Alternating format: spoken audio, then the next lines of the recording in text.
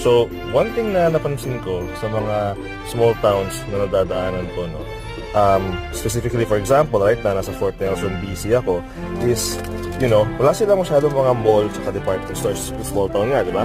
But stores like this, right, Apple, right, mahanap mo sa mga karamihan ng mga, small towns like BC, makikita mo sila. And the really interesting thing sa mga to is, for example, take a look at this. These are like $2 each. Liit, di ba? Para sa ating mga nakatira sa big city, parang rip-off, right?